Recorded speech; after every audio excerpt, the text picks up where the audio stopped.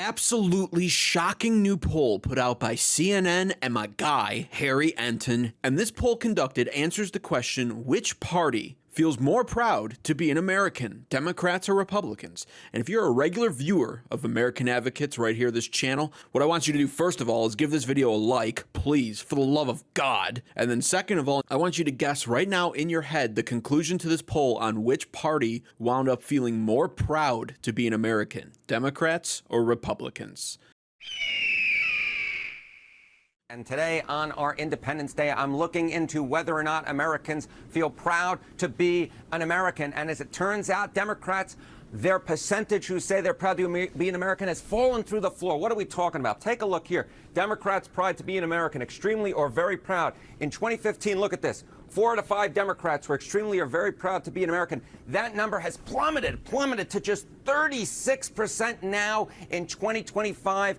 A low this century has fallen by more than half since 2015 as Donald Trump has become, of course, president once again this year. Now, what is driving that decline? Well, a lot of it has to do with age. What are we talking about? Well, Generation Z Democrats, proud to be an American or not. Of course, Generation Z, born since 1997. Look at this. Only 24% of Generation Z Democrats are extremely or very proud to be an American. That is actually lower, Erica. That is lower than the percentage who say they have little or no pride to be an American at 32%.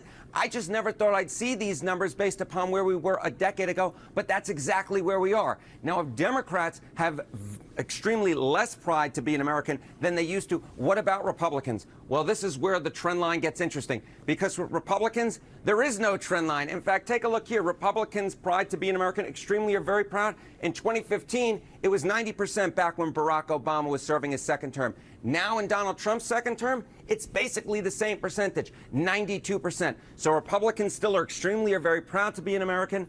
Democrats, on the other hand, have seen their numbers fall through the floor. So what's causing this? I mean, first of all, are any of us shocked here? No, obviously not. But what I believe is causing this, first and foremost, Generation Z, as he was covering, astronomically low percentage. Do you know what that has to do with, in my opinion? This all comes back to the liberals' control over the education system, and why what President Donald Trump and Secretary of Education Linda McMahon are doing is so important. For as much criticism as it gets, the dissolving of the Department of Education is vital for the youth of America and for future generations. Because here's the deal, I'm not here to even rag on Gen Z. Gen Z trends, especially with the men, are far more conservative, and they're not tolerating any of the stuff that prior generations tolerated. And overall, that's actually a good thing. But the problem is, for the ones that are Democrat, the ones that are liberal, they're very liberal. And the education system has brainwashed all of them into believing that America is a disgraceful, evil, wicked country. This is the best country in the world. But one of the even cooler things I liked, Republican pride in America does not waver. It actually goes up, of course, when we have a Republican leader in office. But even under Obama in 2015, when things were looking bleak if you were a conservative, pride in America was still at 90%. Compare that to this right here. Look at that. It's easy for the Democrats to feel pride in America in 2015 when Obama's in office. 80%. Still 10% lower than Republicans at that time, by the way. But then as soon as the chips are down for them, oh my God, they're ready to just give up on America. Not surprising at all. But let's get to the fun part of all of this. Let's take a look at some of the liberal meltdowns that occurred this July 4th weekend and what people on the left side of the aisle had to say. Happy birthday, America. You became everything you were designed not to be. Donald Trump wouldn't be able to get a job at an elementary school, and yet y'all elect him to be the leader of our country! I'm so fed up! Well, there you go. There's a classic liberal for you in a car having a meltdown over the state of America and over the president being Donald Trump. They're just so full of Trump derangement syndrome, and the acting, the sheer acting that they put on for these videos is both cringeworthy and hilarious at the same time. It's like I don't want to watch another one, but I can't stop watching them. And now neither can you. We're moving on to the next one. If you support Donald Trump, I better not see you wearing red, white, and blue, flying a flag, eating apple pie, or even taking the day off work on the 4th of July. You can wear orange and eat Big Macs on Donald Trump's birthday, but the 4th of July, Independence Day, no, you cannot celebrate Independence Day while simultaneously supporting a man that is actively trying to dismantle our democracy and undermining the Constitution at every turn, because you do not love this country. You do not value this country. You love Donald Trump for some unknown reason. You've decided to put him above our country and the principles upon which it was founded. So save your bullshit. You are not a patriot. You are actively anti-American. I don't want to see you lighting fireworks, eating hot dogs, anything. That is not for you anymore, because you, my friend, are not a patriot. You are not pro-America. You are pro-Donald Trump. And those two things are in direct contradiction. Those of us who actually give a shit about our country, we will celebrate while protesting the man that's trying to destroy it. The rest of you, sit your asses at home if you can't go into work and try to do some personal work, because Lord knows that there is a lot of it that needs to be done. Liberal white women are the ultimate disease on America. It's just always going to be the reality of the situation. First of all, notice the crazy eyes and the flag in the background that she even points to. The eyes are the craziest eyes you'll ever see, right? Like, imagine having to wake up next to that. And then, second of all, look at the house that she's in. Like, this is not some poor, impoverished person where you could say, well, her perspective's really warped. You know, she must have had a hard life, and it's easy to be gaslit by the Democrats who promise a bunch of free stuff. This woman is living in luxury. I mean, I'm sure she's probably this is probably mommy and daddy's home, and they probably have really nice jobs, and this is the only lifestyle she's ever known. But I mean, that is too nice of a house. It's always liberal white women who grew up in upper middle class. They are the worst. For whatever reason, they just decide my life wasn't hard enough, and so I'm going to make everyone else's lives miserable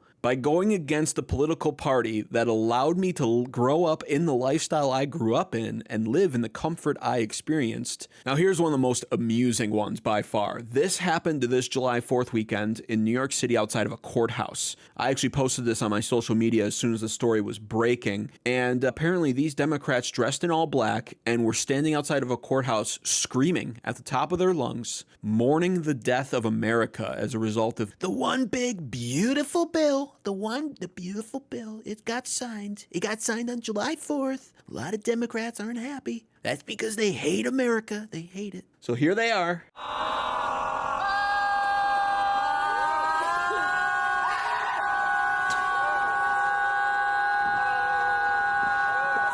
man.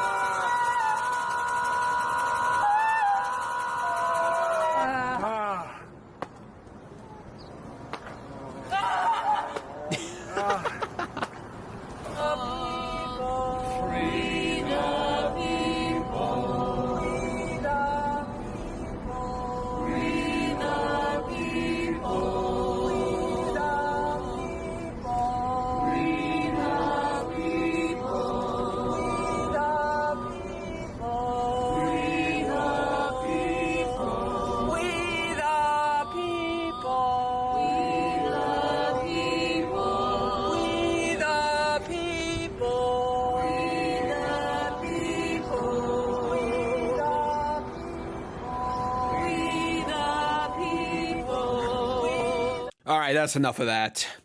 Liberal white people, am I right? They all look like college students, and that plays into the second part of the trope here. Not only is it the liberal white women who grew up in the upper middle class or the upper class, but it's also theater students. That's the Democrat army right here. Every protester you see in an event like this is just a theater student. And the unfortunate thing is, for most students who are theater majors, they're going to go out into the real world with not any skill. They're not going to get a big part on Broadway or in Hollywood or in New York City for TV commercials. And this is what they wind up doing. They wind up taking $200 a day from George Soros to go out and scream and put on a performance, hoping that the little local news will come and capture them and put them on the local channels and give them literally 30 seconds of fame. But I've got a question for all of these liberals. If they're so dissatisfied with America, if they're so unhappy with America, if some of them are mourning America wearing black, What is the America that made them feel proud? What does that look like? I think I have the answer to that. We're closer than ever to declaring our independence from this deadly virus. New cases and deaths are down dramatically nationwide as more Americans have been vaccinated, but some places are seeing an uptick as the highly contagious Delta variant spreads. Right now,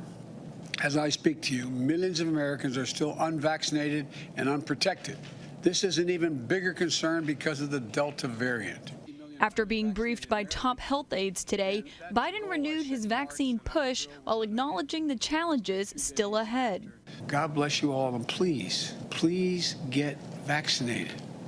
It makes a big difference. That was President Joe Biden's message all throughout his presidency, pretty much. And even during Independence Day, he was basically holding July 4th at ransom 2 years in a row, saying, if you don't get it, then you won't be able to gather together and celebrate in small gatherings in your backyard. There will be no large gatherings for July, which, thank God, by the way, a lot of America ignored at the time. But this is absolutely the kind of image right here that liberals felt proud of. Me, however, as a conservative, I'll show you what makes me feel proud to be an American. Today, with your help, America is free, America is proud, and America is sovereign once more. And this 4th of July, our magnificent destiny is closer than ever before. We are one people, one family, and one united American nation. We will never give in. We will never give up. We will never back down. And we will never, ever, ever surrender. We will fight, fight, fight. We will win, win, win, because we are Americans and our hearts bleed red, white, and blue.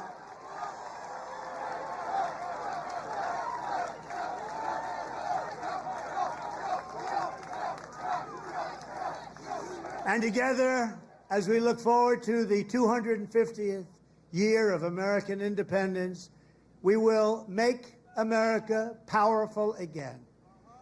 We will make America wealthy again. We will make America healthy again. We will make America strong again. We will make America proud again. We will make America safe again.